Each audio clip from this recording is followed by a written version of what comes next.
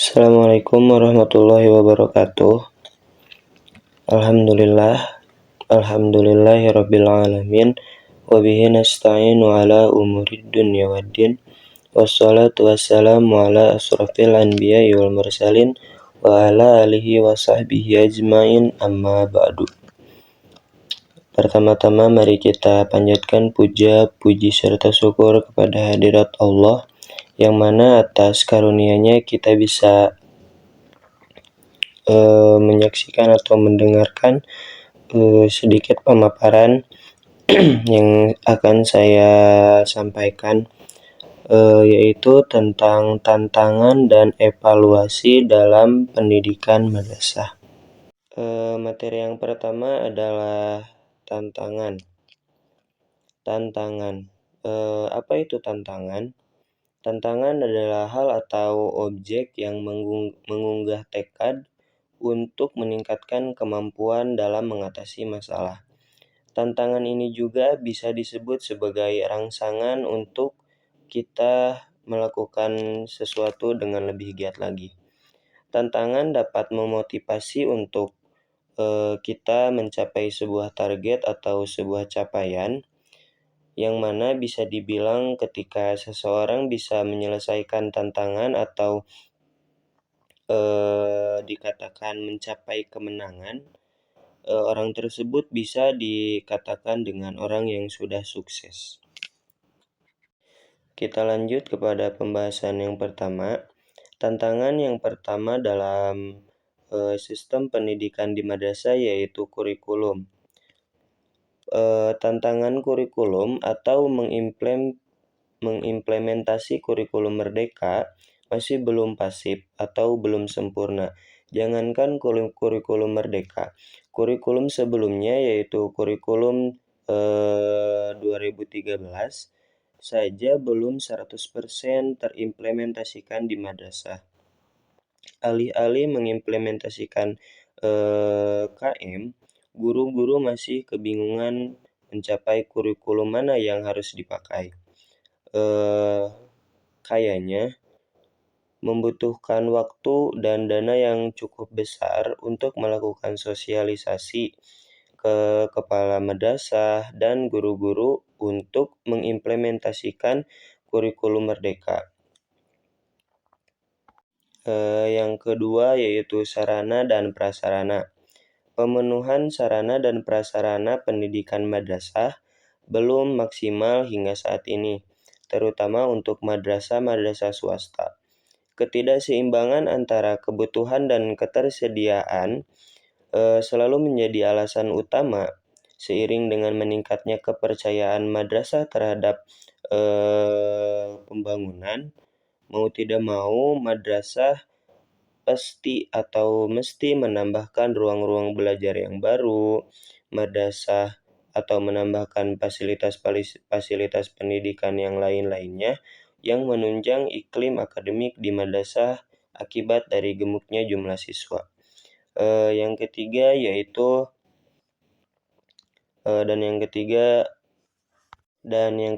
adalah sumber daya manusia atau biasa dengan disebut SDM. Untuk guru dan tenaga pendidik belum profesional. Perlu dihitung formasi idealnya beberapa sesuai rumus rasio guru, murid, dan tenaga pendidik. Oleh sebab itu, perlu adanya data yang menunjukkan bahwa peta kebutuhan atau formasi dan sebaran guru dan tendik madrasah di seluruh Indonesia, dan kebijakan atau regulasi pemerataan madrasah di daerah-daerah tertentu yang kekurangan guru, defisit guru, namun madrasah-madrasah di daerah lainnya kelebihan guru, bahkan banyak guru-guru yang sudah mencapai kriteria bagus malah menjadi pengangguran. Maka supaya itu kita harus bisa meningkatkan kecerdasan atau mendistribusikan secara adil dan seimbang untuk meratakan guru-guru yang seharusnya bisa mengajar dengan lebih baik di daerah-daerah terpencil. Dan yang keempat adalah berkoordinasi dan bersinergi dengan lembaga atau kementerian yang lain. Dalam banyak hal, pengelolaan manajerial pendidikan madrasah tidak bisa berdiri sendiri, mesti bekerja sama dengan pihak lain, terutama Kementerian Pendidikan dan Kebudayaan Kemendikbud, baik di pusat maupun di Dinas Pendidikan, di daerah provinsi ataupun kabupaten kota. Sinkronisasi kebijakan ini berkaitan dengan regulasi kependidikan, kurikulum, program, kegiatan, dan sebagainya mesti dilakukan secara berkesinambungan. Materi selanjutnya yaitu evaluasi. Evaluasi adalah suatu proses untuk menyediakan informasi tentang sejauh mana kegiatan tertentu telah dicapai, bagaimana perbedaan pencapaian itu dengan suatu standar tertentu di antara keduanya, serta bagaimana manfaat yang telah terjadi atau yang telah dikerjakan bila dibandingkan dengan harapan-harapan yang sesuai. Kita lanjut untuk membahas tentang evaluasi dalam sistem pendidikan madrasah, yang mana dari sekian banyaknya tantangan-tantangan yang akan terjadi di dalam sistem pendidikan madrasah, saya mengambil 3 evaluasi yang mungkin bisa kita gunakan dalam waktu kedepannya gitu. Yang pertama yaitu evaluasi diri madrasah atau suka disebut dengan EDM. Evaluasi diri madrasah adalah proses penilaian internal yang dilakukan untuk mengukur mutu penyelenggaraan pendidikan di madrasah. EDM ini dilakukan oleh seluruh komponen madrasah seperti kepala madrasah, guru, komite madrasahnya, orang tua, dan siswa. Yang mana evaluasi EDM ini bertujuan untuk mengetahui kekurangan dan kelemahan madrasah. Yang kedua, mengetahui tahapan pengembangan untuk meningkatkan mutu pendidikan. Dan yang ketiga, menyusun rencana pengembangan madrasah atau yang disebut dengan RPM atau Rencana Kegiatan Madrasah RKM. Dan yang kedua adalah evaluasi konteks. Evaluasi konteks atau evaluasi ini mengidentifikasi dan menilai kebutuhan-kebutuhan yang mendasari disusunnya suatu program. Evaluasi konteks ini utamanya mengarah kepada identifikasi kekuatan dan kelemahan organisasi pada konteks, menilai seluruh keadaan organisasi, mengidentifikasi segala bentuk kelemahannya. Dan yang ketiga adalah evaluasi pembelajaran. Evaluasi ini adalah proses untuk mengukur dan menilai sejauh mana program pembelajaran telah mencapai tujuan yang ditetapkan.